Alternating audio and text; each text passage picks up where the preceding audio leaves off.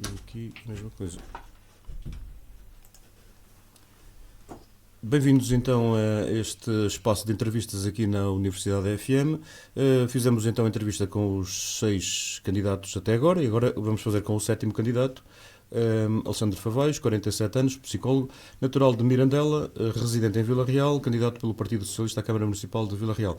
Por aqui começa logo a primeira pergunta.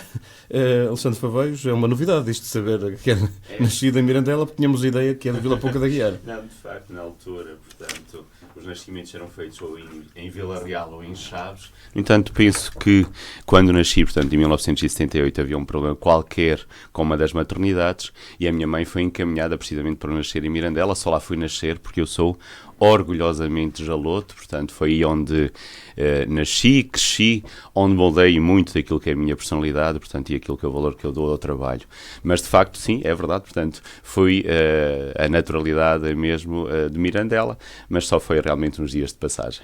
Muito bem, Alexandre Favais, este programa tem a volta de 30 minutos, este espaço de entrevistas que temos dado a todos os candidatos, portanto vamos fazer também mais ou menos dentro dos temas que temos falado com os anteriores candidatos.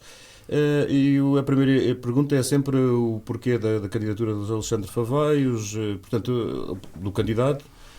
Mas neste caso a pergunta tem que nos levar a outro sítio. É que eu há 4 anos, a última pergunta que fiz no debate final com os candidatos à Câmara, a última pergunta que fiz a Rui Santos foi esta, e está aqui o documento das perguntas.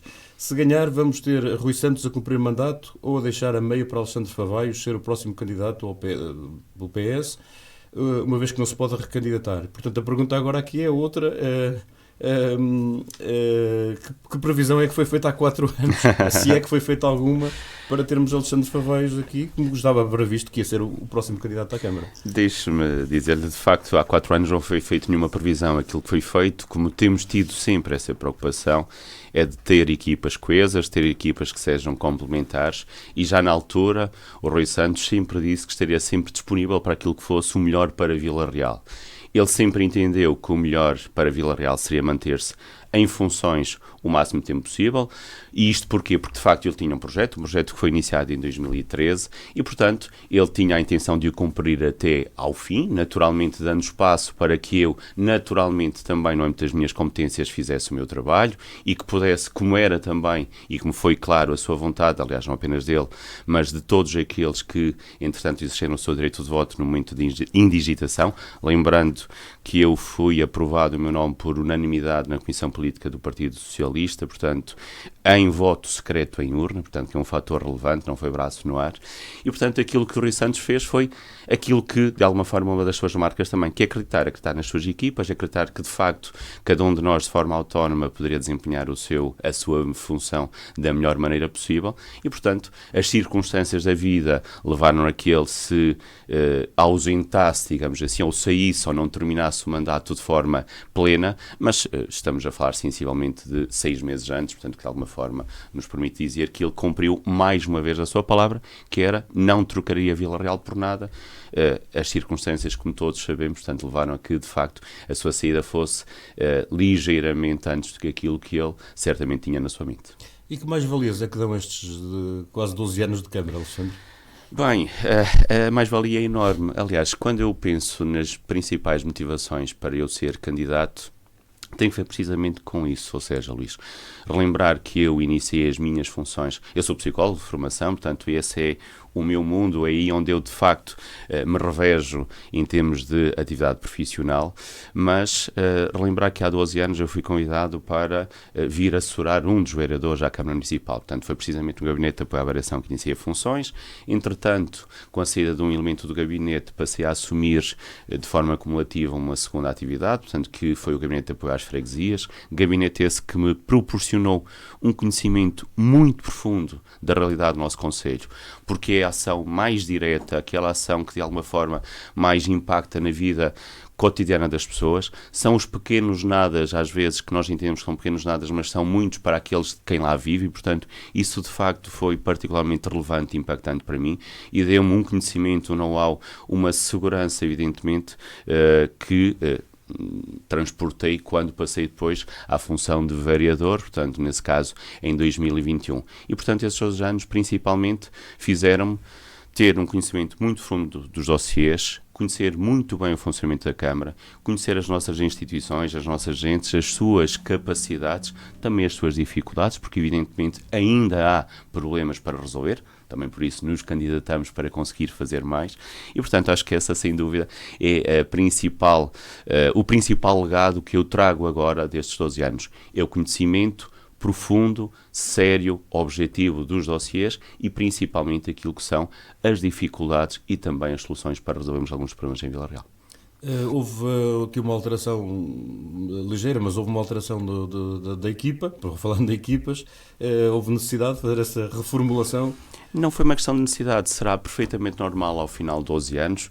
Eu, como eu costumo dizer, portanto, tenho um enorme respeito pelo trabalho que o Rui e as 3 equipas que ele liderou, portanto, fez em Vila Real, isso é particularmente importante, mas era também importante nós criarmos aqui uma nova forma de estar, ou seja, termos uma mudança, mas uma mudança que fosse serena, segura, credível, conciliadora, baseada naquilo que foi o trabalho durante 12 anos, mas também a vontade de fazer muito mais naquilo que possa ser o próximo mandato. Então vamos falar de Vila Real. Vamos falar de Vila Real. O que é que o atual Presidente da Câmara de Vila Real acha que são os principais problemas de Vila Real? E os quais certamente vai tentar inverter ganhando as eleições. Permitam, portanto, que se calhar comece por aquilo que são os nossos principais desafios. Mais que problemas, eu gosto sempre de ver o copo meio cheio, portanto, e não o copo meio vazio, portanto, os principais desafios. E claramente os principais desafios estão ligados à área da habitação, percebemos isso, estão também ligados àquilo que é a fixação da população. Nós, de facto, temos uma população residente que ultrapassa nitidamente os 50 mil, as contas são fáceis de fazer, portanto, já as fiz em diferentes contextos, que é termos cerca de 50 mil eleitores, se juntarmos a esses aqueles que são os cerca de 8 mil alunos que frequentam o nosso ensino do pré-escolar ao ensino secundário e também aqueles que são os alunos que são realmente população flutuante, mas estão aqui na universidade, portanto nós temos uma população que faz aqui a sua vida muito superior àquilo que são os 50 mil residentes, portanto, identificados, ou melhor, que estão de alguma forma referenciados para Vila Real. E, portanto, como eu dizia, um dos grandes desafios é também essa fixação da população, o atrair investimento, portanto, nesse aspecto, acho que é claramente os três grandes desafios. E, portanto, aquilo que nós nos propomos são ações muito claras, muito diretas em cada uma dessas áreas. Depois, claro, existem alguns problemas, nós não os podemos esconder. Aliás, bem pelo contrário, acho que a nossa forma de estar deve ser precisamente essa, perceber onde existem dificuldades, como é o caso de o trânsito, que também poderemos falar depois sobre essa situação em concreto. Percebemos que é necessário fazer alguns reajustamentos na nossa rede de transportes públicos, por isso mesmo ainda recentemente, se não me falha a memória, em agosto, 11 de agosto, foi elaborada uma informação presente à Câmara, portanto, tendente àquilo que é a penalização da empresa, portanto, que tem a concessão precisamente pelo incumprimento de alguns de algumas das condições previstas nesse mesmo caderno de encargos e do concurso que, entretanto, foi lançado. E, portanto, aquilo que nós temos que fazer é olhar para esses problemas de frente e tentar, de forma racional, objetiva, coerente, encontrar soluções. Então vamos já esmiuçar alguns deles, nomeadamente com o trânsito, não é? Também sou residente em Vila Real há uma série de anos e o que muitas vezes me perguntam, e por isso a minha opinião é sempre a mesma, é fácil de perceber quando as ruas se estreitam e há mais carros na estrada, é evidente que os problemas têm que se adensar, não é? Agora, como é que se pode inverter isto numa cidade como Vila Real? Que cabe aos presidentes e aos candidatos, não é? Não, deixa-me, Luís, aqui fazer uma reflexão muito rápida, portanto, para nós tentarmos tocar em vários assuntos. Quando falamos de trânsito em Vila Real, é importante que nós tenhamos a consciência que existem dois momentos totalmente diferenciados na nossa vivência regular. Um deles é fora do período escolar e outro é... Estamos agora. Exatamente. Começam as aulas. Começam as aulas, portanto, é quando começa de facto o problema. E, portanto, uma das primeiras reflexões é quando nós hoje temos transporte escolar gratuito, Acho que temos que ter aqui uma política muito forte também, e por isso mesmo também aquele plano que foi feito ao nível da mobilidade escolar, de incentivar e reforçar o uso do transporte público por aquelas crianças que já têm autonomia para o poder fazer. E, portanto, quando nós percebemos os dois grandes, mesmo em tempo de aulas, os dois grandes períodos são no início da manhã e no final da tarde, ou seja, o momento de deixar os nossos filhos e no momento, portanto, depois de os, também buscar à escola. E este trabalho de incentivo, portanto, ao uso do transporte público, deve ser, de facto, uma das nossas prioridades. Isso vai diminuir aquilo que é a mobilidade, portanto, e a dispersão, digamos assim, portanto, essa mesma mobilidade para a nossa faixa urbana, por aquilo que é o nosso tecido urbano, e certamente melhorar aquilo que são as condições também e a fluidez de trânsito. Mas permitam-me então que coloque aqui duas ou três propostas, melhor, compromissos, porque aqui a nossa questão não é de propostas, mas sim de compromissos. A questão não é de saber se, mas sim quando é que eles serão cumpridos. Nós já temos, aliás, foi recentemente divulgado, dada a nota, de avançarmos com um processo de instalação do sistema de videovigilância. Videovigilância é essa que vai permitir instalar em 27 pontos câmaras que vão ter, digamos assim, uma tripla função. Evidentemente de monitorização do espaço público, de prevenção também do vandalismo, como é óbvio, mas terá esta função também de análise e regulação do trânsito automóvel em Vila Real, tendo, então, de forma muito mais facilitada, a Polícia de Segurança Pública a possibilidade de perceber onde é que existem problemas e atuar de forma, digamos assim, mais célere. Além deste aspecto, como nós já dissemos, nós temos um projeto concluído, já avançamos com a DUP, que vai permitir eliminar um constrangimento que é particularmente impactante no nosso concelho, no caso na nossa cidade de Vila Real, que é a ligação da Avenida 1º de Maio à Ponte Metálica. O projeto está concluído, nós estamos neste momento para terminar, ou melhor, deixe-me reformular, para terminar o projeto ainda precisamos fazer mais algumas intervenções ao nível da avaliação, portanto, daquilo que é a inserção da ponte num determinado terreno, por isso mesmo estamos a avançar com um processo de DUP que nos permite então fazer essa mesma prospecção e terminar, portanto, esse projeto que vai permitir ligar, como eu disse, a 1º de Maio à Ponte Metálica e que certamente vai aumentar muito aquilo que é a fluidez de trânsito na nossa cidade. Adicionalmente, temos como pretensão a criação também de parques de estacionamento periféricos gratuitos e associando a esses parques uma linha de transportes públicos dedicada, ou seja, que nos permita a qualquer pessoa que venha trabalhar para a malha urbana, portanto para o centro de Vila Real, que permita então deixar a sua viatura num lugar mais distante e depois vir em transporte público precisamente para o centro da cidade. São algumas das medidas que, do nosso ponto de vista, portanto, poderão ajudar a melhorar aquilo que é claramente a fluidez, portanto, do trânsito em Vila Real. Existirão certamente outras, ou seja, o reforçar da rede também de transportes públicos às diferentes localidades, seja naquilo que é o transporte regular, seja naquilo que é o transporte a pedido, e consideramos que essas intervenções, e quando também estiverem terminadas as intervenções ao nível da reabilitação urbana, teremos certamente uma realidade diferenciada. Em relação àquilo que tudo que já foi feito em relação a estas zonas de requalificações, admitem fazer algumas alterações em alguns pontos que se percebe que às vezes a realidade é claro diferente daquilo que foi planeado. Claro que sim. Felizmente todos nós somos pessoas e, portanto, quando somos pessoas, evidentemente tomamos as melhores decisões. Eu lembro-me já agora que houve uma rotunda ali em frente à Polícia de Segurança Pública que foi feita durante um período e que se percebeu que aquilo não era funcional. Exatamente, ou seja, não era funcional. Ou seja, nós, quando estamos na política, devemos ter essa humildade para perceber que, de facto, não fazemos tudo bem. Portanto, e não fazendo tudo bem, nós vamos percebendo que existem alguns locais onde existem alguns constrangimentos, onde as intervenções podem, de alguma maneira, face aos dados que na altura tínhamos, serem as mais adequadas, aquelas que fazerem sentido, e agora a realidade nos poder, de facto, remeter para um contexto ligeiramente diferente.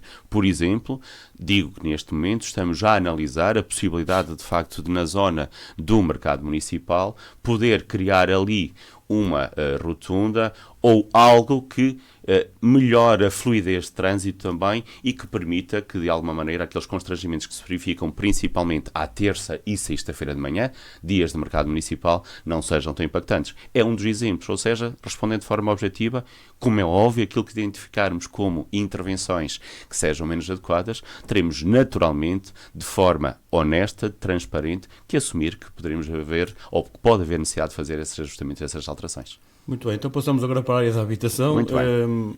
Temos uma série de apartamentos que vão ser inaugurados não sei quando, pelo menos havia uma previsão na altura que fomos lá visitá-los, mas não tenho agora noção disso. Já lá chegaremos. Depois há também aqui algumas zonas que a Câmara já avançou para avançar para novos empreendimentos, mas há aqui um que parece trazer alguma discussão, que é esta nova zona ali de Tourinhas. Pronto, vamos então ouvir o que é que temos em termos de habitação para o futuro. Então, vamos falar em termos de habitação. E se calhar era bom que quando cada um de nós falasse sobre o contexto da habitação, percebesse uma coisa que é absolutamente determinante, que é a realidade que nós temos hoje. Começando precisamente por aquilo que é o contexto da habitação, permite-me neste momento dar 2 ou 3 informações que acho que são particularmente relevantes. Uma delas, Luís, é essa que referiste, ou seja, as 180 habitações, portanto, que temos neste momento na Quinta do Almor, também conhecida como Quinta do Centenário. Nós, de forma propositada, entendemos não inaugurar esse espaço, ou seja, para não sermos acusados de aproveitamento político. Estão neste momento praticamente concluídas precisamente as habitações, estão já na fase de arranjos exteriores, já temos parte então, infantil. Essa ideia que eu tinha que exatamente, portanto, estaria pronto por volta desta altura e de facto não houve aqui nenhum atraso e as habitações estão praticamente prontas. Como digo, existem sempre alguns aspectos que serão necessários serem resolvidos, portanto, mas nós entendemos que deve ser o próximo Executivo Municipal que deve ter essa incumbência da sua inauguração e, portanto, depois também da distribuição dessas 180 casas. Mas dizer que também, nesse mesmo espaço, já temos um projeto concluído que vamos levar à reunião de Câmara, que nos vai permitir criar mais um bloco de apartamentos, que nós designamos como Bloco J, bloco esse que vai ser direcionado para casais, para jovens, portanto, que estão à procura da primeira habitação, que se querem fixar aqui em Vila Real e que vão ter a oportunidade aí. São mais 32 fogos que vamos aí construir. A esses ainda existem mais 20 casas, portanto vão ser recuperadas ou construídas na rua, conhecida como a Rua dos Ferreiros, também esse. Mas deixe-me dizer, Luís, aqui alguns dados que são particularmente relevantes neste contexto da habitação. Até de 2014 a 2024 foram construídos 451 fogos em contexto multifamiliar, ou seja, falamos de prédios, 451 fogos. Em 2025, neste ano, estão em construção em Vila Real 534 fogos. E dizer que nesta altura, em loteamentos, PIPs, em fase de avaliação, licenciamento ou em vazios urbanos, temos a capacidade de ainda construir mais 1.800 fogos. Se juntarmos às 1.443 licenças de construção de habitações unifamiliares, desde 2014 até hoje, estamos a falar aqui nitidamente de um reforço particularmente significativo no mercado da habitação. Permitam-me ainda fazer aqui mais 2 ou 3 notas e destacar o fantástico trabalho também que a Universidade de Trás-os-Montes e Alto Douro está a fazer, relembrando que vai requalificar 600 camas e aumentar em mais 600 camas, portanto, a capacidade, portanto, para alojamento estudantil.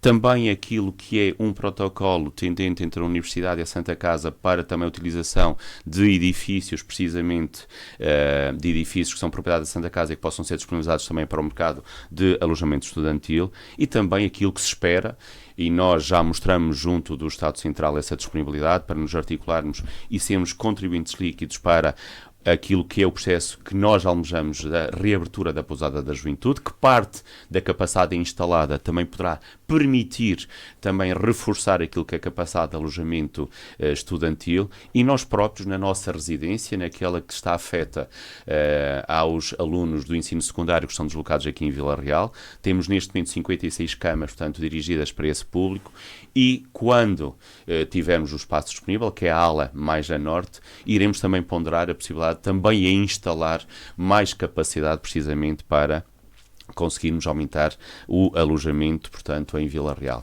E, portanto, falando agora neste contexto então da habitação, quer no contexto privado, aquilo que é de iniciativa privada, portanto, de acordo com os instrumentos de gestão de território, portanto, previstos, quer aquilo que é iniciativa pública, seja da parte da Câmara Municipal, no âmbito da Estratégia Local de Habitação, que, relembro, são 28,5 milhões de euros, portanto, estão investidos precisamente nesta área da habitação, quer também aquilo que é o fantástico trabalho que a Universidade de Trás-os-Montes e Alto Douro está a fazer, vai permitir aumentar drasticamente a oferta e esperamos, naturalmente, que com esse aumento da oferta, portanto, também o mercado se regule de uma forma diferenciada. Vamos então a Tourinhas. Tourinhas, temos ouvido, portanto, algumas pessoas falar de Tourinhas, que era um projeto que, de facto, já há bastante tempo estaria. Bem, Está do tempo de Manuel Martins, não é? Falou-se na altura nesse contexto. Aliás, aquilo foi parar a tribunal na altura. Sim, portanto, houve depois necessidade realmente também de avançar com a DUP. Permito-me neste momento apenas, eu não gosto muito de falar, ao contrário daquilo que dizem, não gosto muito de falar do passado. Por algum motivo esse projeto não conseguiu, portanto, ter, digamos assim, luz e que de alguma maneira aquilo que nós fizemos foi, a partir de sensivelmente 2020, regressar a este projeto, fazendo um master plan precisamente para essa área de Tourinhas. Em 2023 aprovamos esse master plan na Câmara Municipal de Vila Real e depois a fase seguinte era encontrar financiamento. Estamos a falar de um investimento previsto na ordem dos 3,5 milhões de euros, em que, como certamente o Luís saberá, portanto, quando a Sra. Ministra do Ambiente se deslocou a Vila Real no âmbito daquilo que foi os incêndios florestais deste verão, portanto, se comprometeu com o município em apoiar em cerca de 3 milhões de euros este projeto. Ou seja, conseguimos o financiamento e vamos avançar com ele. De destacar que aquilo que temos ouvido é que existe construção. O Parque Ecológico de Tourinhas e aquilo que está definido como o Parque Ecológico de Tourinhas, em momento algum está a ser condicionado pela habitação que está a ser construída naquela zona. Ou seja, será precisamente complementar àquilo que é a urbanização que vai ser feito naquele sítio. E, portanto, a área que está definida no Master Plan, que teremos que, evidentemente, encontrar agora com aquilo que são os seus proprietários. Um acordo tendente à aquisição dessas parcelas de terreno, em nada conflitua com aquilo que são as intervenções de natureza urbanística que estão lá neste momento crescer e que vão dar uma nova centralidade em Vila Real. O que melhor, Luís, é importante pensá-lo, que felizmente é uma cidade, somos uma cidade ambientalmente sustentável, com um belíssimo trabalho feito pelos anteriores executivos, é importante destacá-lo, e que com o Parque Ecológico de Tourinhas nós vamos fechar aqui uma malha. Se nós pensarmos naquilo que é o Campos do Otade, o Parque Ecológico de Tourinhas, o Parque Corgo e, de alguma forma, também, portanto, toda esta malha, os passadiços também, portanto, à volta daquilo que é a malha central, da cidade, teremos então um espaço verde digno de fruição coletiva, portanto, pelos nossos concidadãos, a conviver perfeitamente com aquilo que é necessariamente também a urbanização da nossa cidade para melhorar, claro, a capacidade instalada. Então, estamos mesmo no ponto certo. Vamos então sair, mantendo-nos no ambiente, mas sair da cidade. Vamos então até o Parque Natural do Alvão. Por que não potencializar o Parque Natural do Alvão para visitas, para passeios, para caminhadas? Portanto, potenciá-lo, há algum impedimento por aquilo pertencer a um organismo que não é municipal, claro? Não. Ou seja, como sabemos, o Parque Natural de Alvão é um parque protegido. É uma área protegida, exatamente. Sim, terá que ser uma aposta. Infelizmente, deixem-me dizer, Luís, como é óbvio, portanto, e nós assistimos este ano a cerca, de uma mancha particularmente significativa, portanto, que foi consumida pelas chamas e que naturalmente lamentamos e que vai demorar anos, como é óbvio, apesar dos esforços que já estão neste momento no terreno, principalmente o ICNF, visando a estabilização, portanto, da área ardida e principalmente a sua recuperação e valorização ambiental. Portanto, vamos ter anos, portanto, a recuperar aquilo que existia. Aquilo que nós temos que fazer, portanto, no âmbito da cogestão, relembrando que no âmbito da cogestão a principal entidade responsável é o ICNF, como é óbvio, também o município de Mondim de Bastos, que é o município que detém a maior área, portanto, no âmbito do Parque Natural de Alvão, mas também o município de Vila Real, de encontrar formas de utilização responsável do Parque Natural do Alvão e que, de alguma forma, permitam a sua potenciação. Mas já agora dizer, e é uma novidade, que já está em carteira, que o próximo executivo, seja ele qual seja, vai ter certamente a possibilidade de o operacionalizar. nós vamos ter aqui em Vila Real, se tudo correr bem, e vai correr, aquilo que será uma intervenção inovadora. Nós vamos poder visitar o Parque Natural do Alvão sem estarmos no Parque Natural do Alvão. Está neste momento em avançado estado, portanto, também em termos de procedimento concursal e também de candidatura a fundos comunitários, a possibilidade de, no nosso Centro de Ciência, instalar aí um novo projeto que se vai chamar Imersão Alvão. Ou seja, será a possibilidade de nós irmos ao Centro de Ciência e, acompanhando aquilo que é a estação do ano, podermos visitar, sentir os cheiros, ouvir os sons do Parque Natural, sem termos necessidade objetiva de estarmos inseridos nele. É uma forma de valorizar, mas também de preservar, evidentemente, esse mesmo parque. Mas, como disseste, Luís, existem sempre algumas condicionantes para a sua fruição. Existe uma altura do ano em que é praticamente impossível, portanto, fazer rigorosamente nada no parque. Aquilo que estamos a fazer é tentar encontrar um plano que seja coerente, que seja ambientalmente sustentável, que defenda, evidentemente, o património, mas que respeite, naturalmente, também aquilo que são as condicionantes de uma área protegida.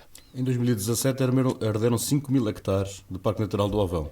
Como é possível em 2025 termos assistido outra vez a tudo isto que aconteceu? Acho que é uma reflexão que tem que ser feita pelo próprio país, não apenas no parque. Aliás, como é que é possível, de facto, nós termos, independentemente dos governos que circunstancialmente, aliás, dos partidos que circunstancialmente estão no governo, como é que nós, de ano para ano, assistimos sistematicamente a este flagelo dos fogos?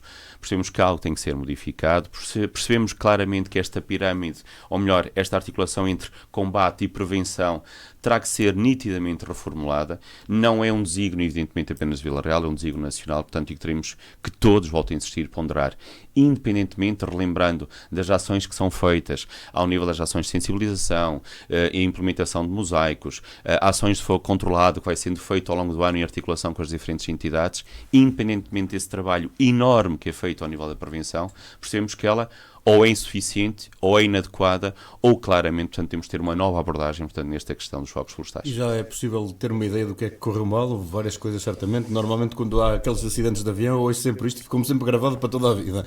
Quando há um acidente de avião, há sempre uma série de coisas que aconteceram mal, não é apenas uma coisa que acontece mal. E aqui nos incêndios nós percebemos que houve uma série de coisas que devem ter corrido mal, não só aqui em Vila Real, mas aqui, neste caso em concreto, infelizmente, portanto, percebemos que aconteceu para termos estes dias todos de incêndio. Essa é uma resposta que nós ainda estamos à espera que nos seja dada. Portanto, a nossa principal preocupação, como disse na altura dos incêndios, era a salvaguarda de pessoas e bens. Portanto, e felizmente, genericamente, esses aspectos ficaram salvaguardados. Tivemos foi a destruição do nosso património natural de forma, digamos assim, muito relevante. Foram cerca de 14 dias quando tivemos o incêndio em resolução, se não me falha a memória, em 3 momentos diferentes. Os meios, como eu fui dizendo, se houve momentos em que nos pareciam ajustados à realidade do terreno, percebemos rapidamente, portanto, que depois da sua saída, a sua desmobilização, aquilo que era o cenário, portanto, obrigava a ter outra capacidade de resposta e, portanto, acho que de facto existiram algumas falhas no combate. No entanto, não estamos neste momento a querer fazer aqui uma caça às bruxas. Acho que é importante que termine esta fase, que façamos esta reflexão. Infelizmente não foi apenas no Conselho de Vila Real, onde percebemos a enorme área ardida, a dimensão dos próprios incêndios, aquilo que foi a sua velocidade de propagação e, portanto, essa reflexão terá que ser feita pelos técnicos e para aqueles que têm responsabilidade, efetivamente, em dar respostas ao país. Então vamos continuar no mundo rural. Alguns dos candidatos que passaram por aqui neste espaço de entrevista falaram das dificuldades que eles têm em termos de ligação à cidade, em termos de transporte. Outros falaram também ainda da falta de algum saneamento básico. Que problemas é que o Partido Socialista e esta candidatura prevê encontrar? Que soluções é que prevê para alguns destes problemas que vão surgindo com o mundo rural e que apostas é que vocês têm no mundo rural? Vamos então colocar de uma forma mais ou menos clara e objetiva. Portanto, falou em saneamento, falou em transportes, deixem-me colocar isto numa outra tónica. Vamos começar então, se calhar, pela questão dos transportes. Como eu já disse e já admiti, portanto, uma dos nossos grandes desafios será no âmbito da concessão existente fazer o seu ajuste que permita realmente esse processo de alargamento. Vai ser impossível chegarmos, Luís, acho que a política tem de ser feita com verdade, com honestidade, com racionalidade, vai ser impossível chegarmos a todas as expectativas e necessidades das populações. Isso é inquestionável. No entanto, é verdade que podemos introduzir melhorias, quer na frequência daquilo que são os próprios transportes, quer no alargamento da área abrangida, seja, como eu disse ainda há pouco, precisamente por um transporte mais de natureza regular, seja pelo transporte a pedido. No que se diz respeito ao saneamento, relembrar que em 2013 a taxa de cobertura do saneamento era de 63%. Neste momento estamos perto dos 87%, já acima da média nacional. Foram mais de 33 milhões de euros investidos, literalmente enterrados, que muitas das vezes não são visíveis, mas que permitiram a que mais 6.600 fogos fossem abrangidos precisamente pela rede de saneamento. Como é óbvio, temos ainda aqui 13% da nossa área, portanto, do nosso concelho que não está abrangido. Aquilo que nós temos feito via ADIN, dado que a responsabilidade é precisamente no âmbito da empresa intermunicipal, é tentar encontrar soluções que permitam continuar a reforçar essa rede. Dou um exemplo, neste momento está em fase de conclusão já o projeto que já apresentamos à Autoridade de Gestão, portanto à Comissão de Coordenação da Região Norte, tendente àquilo que possa ser o seu financiamento, para podermos implementar saneamento na aldeia de Justes, em articulação com a aldeia também de Vilarinho do Concelho de Sabrosa. Portanto, será um projeto intermunicipal que vai também aí, nesse caso, permitir então que essa freguesia, que até hoje não tinha uma única casa de saneamento, venha, portanto, a ter saneamento, neste caso, na aldeia de Justes. E todo este processo é o que estamos a fazer noutros sítios, ou seja, é elaborar projetos de intervenção que permitam, perante uma qualquer oportunidade de financiamento comunitário que nos seja disponibilizado, porque infelizmente hoje aquilo que são os fundos comunitários, portanto, para fazer saneamento não existem, nós temos de ser particularmente criativos para a sua implementação, portanto, consigamos continuar a fazer esse alargamento. Mas já agora, Luís, portanto, falando das aldeias, permite-me só dizer que em três áreas, portanto, foram investidos mais de 55 milhões de euros, portanto, naquilo que é a nossa área periurbana e rural. Mas queremos ir mais longe, ou seja, queremos ir mais longe naquilo que ainda é um problema, que é a melhoria da nossa rede viária, por isso mesmo temos um compromisso de, anualmente, num valor superior a 1 milhão de euros, termos todos os anos um pacote de pavimentações, portanto, para o mundo rural, um valor sempre superior a 1 milhão de euros. Teremos também esta necessidade de avançarmos com um processo de requalificação urbanística das nossas aldeias. Por isso mesmo, vamos estender aquilo que são as conhecidas como as ARUs, áreas de reabilitação urbana, àquilo que são os núcleos urbanos das nossas aldeias. Para quê? Para reabilitar o edificado e esse edificado depois ser disponibilizado ou efetivamente para a habitação própria ou para ser colocada no mercado de arrendamento. Portanto, criando incentivos para esta requalificação e a sua colocação também neste mesmo mercado. Vamos avançar também relativamente a este aspecto com um projeto piloto em articulação com a Associação Académica e com a Universidade de Trás-os-Montes e Alto Douro, que é a criação do conceito de aldeias universitárias, que é de alguma forma potenciarmos o arrendamento e facilitarmos o arrendamento em determinadas localidades que permitam então aí albergar estudantes da UTAD e depois criar linhas dedicadas, portanto, que permitam trazer estes estudantes para a própria universidade. Isto vai trazer naturalmente várias vantagens. Primeiro, temos aquilo que é edificado nas nossas aldeias recuperado. Segundo, teremos nitidamente uma diminuição da pressão sobre o mercado de arrendamento, porque ele vai derivar para outros locais naturalmente, e vamos trazer ainda mais vida às nossas aldeias. Portanto, são apenas algumas das ideias, portanto, para este contexto do mundo rural. Também iremos avançar com a criação de um gabinete, que é um gabinete agroflorestal. Continuamos a ser um concelho que, de facto, a agricultura continua a ser particularmente relevante. Temos um conjunto de produtos endógenos muito significativos. Falamos do vinho, falamos do mel, falamos do azeite, portanto, falamos da batata, falamos da castanha, e vamos criar também um gabinete que vai ter esta preocupação também de valorização daquilo que são os nossos recursos endógenos, portanto, e também este domínio da agricultura. Os 30 minutos passam assim rapidamente, mas há aqui uma outra coisa que também ainda gostava de ouvir a opinião, nomeadamente da grande marca de Vila Real, que são as corridas de Vila Real, e aquilo que vou dizendo sempre, e que constatamos, no fundo, é que as corridas acabam... primeiro é porque não tínhamos corridas. Agora que já temos as corridas, desde 2014, a verdade é que não há mais nada que nos ligue ao circuito internacional de Vila Real ao longo de um ano, a não ser aquela semana de corridas. Está pensado alguma coisa para que quem venha a Vila Real encontre essa ligação às corridas de Vila Real? Está, mas... Nós estamos a aproximar-nos de um centenário em 1931. É verdade, exatamente, em 1931.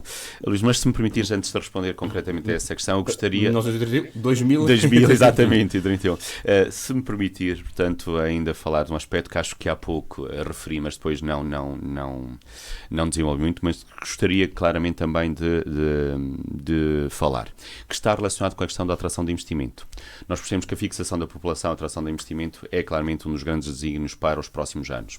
E por isso mesmo relembrar que neste caso, uma das nossas pretensões, uma delas já está a ser materializada, portanto, relembrar que vamos ter em breve disponíveis, depois de um processo de alargamento da atual zona industrial com mais de 18 lotes, um investimento de cerca de 1,8 milhões de euros, vamos ter uma nova zona de acolhimento empresarial e industrial, e sublinho a palavra industrial também, num investimento de cerca de 10 milhões de euros, são mais cerca de 90 lotes numa primeira fase e 50 numa segunda fase, portanto, estamos a falar de cerca de 140 lotes que vamos disponibilizar às empresas para aqui se instalarem. Com empresas estaremos naturalmente empregos, com empregos estaremos naturalmente economia.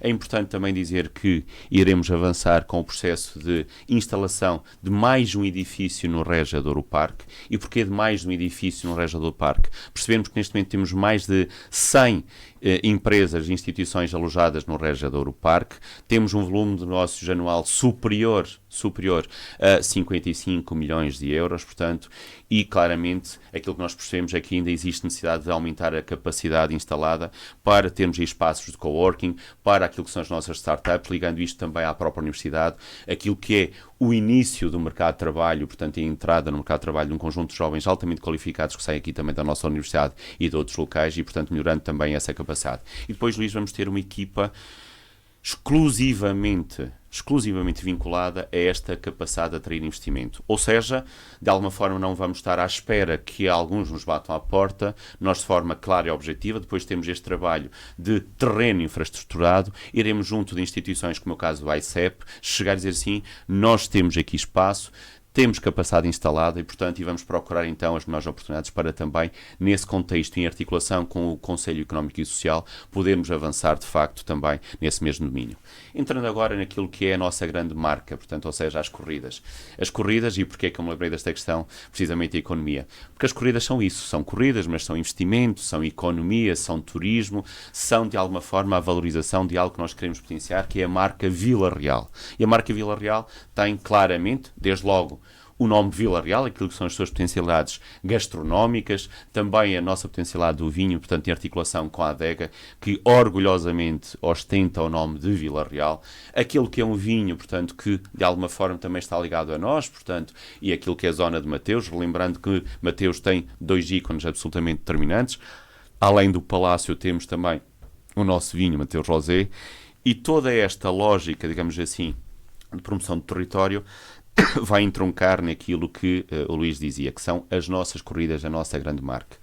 Depois, realmente, em 2013, termos feito regressar o circuito, depois de termos colocado no patamar em que ele hoje está, lembrando que existe um acordo para, no caso, o campeonato de turismo, portanto, internacional de turismo, portanto, continuar aqui em Vila Real durante mais 2 anos, portanto, está celebrado esse pré-acordo, portanto, acho que é importante dar esse passo e por isso mesmo está inscrito no nosso programa eleitoral, que já agora, de forma, de facto, na altura, não prevista, mas foi uma feliz coincidência, nos 100 anos que, aliás, naquele que é o ano em que Vila Real celebra 100 anos, nós temos 100 propostas no nosso programa eleitoral e uma delas é precisamente essa, ou seja, iniciarmos os estudos tendentes àquilo que poderá ser a criação de um museu, de um espaço, efetivamente, dirigido àquilo que é as nossas corridas, o nosso ícone, o nosso circuito internacional de Vila Real.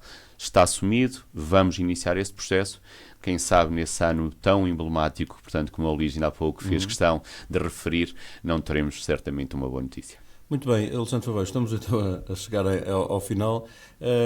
Há uma pergunta que eu gostava de colocar. A Câmara, neste momento, do Partido Socialista tem 17 juntas. 3 apoiadas também pelo Partido Socialista, portanto não vai ser possível, digo eu, conseguir manter este tipo de coisas, portanto é normal que o Partido Socialista perca algumas das juntas. Vocês têm consciência disso? Estão preparados para isso? Aqui não é uma questão de perder. Aquilo que nós teremos no dia 12 é um exercício democrático, portanto, que nós teremos que naturalmente respeitar.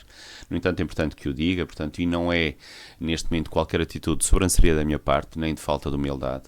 Será nossa intenção manter efetivamente, portanto, o número de juntas que nós hoje temos. Porquê?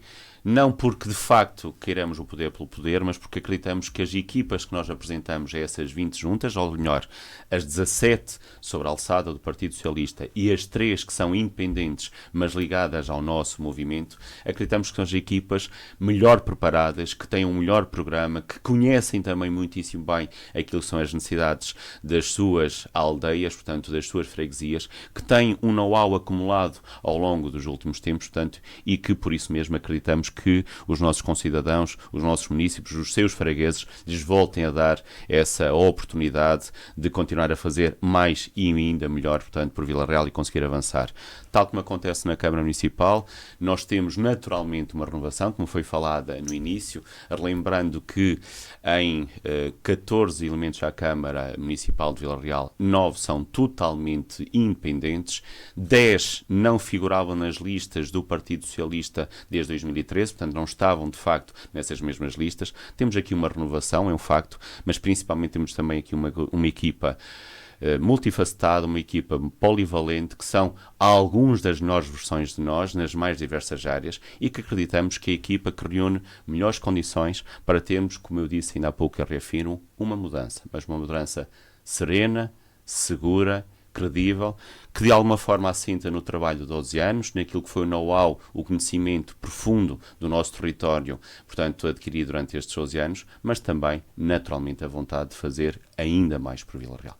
Muito obrigado, Alexandre Faveiros, o candidato do Partido Socialista à Câmara Municipal de Vila Real. Aqui no nosso ciclo de entrevistas, terminamos hoje então aqui este nosso ciclo de entrevistas com os candidatos à Câmara de Vila Real. Obrigado. Muito obrigado pela oportunidade.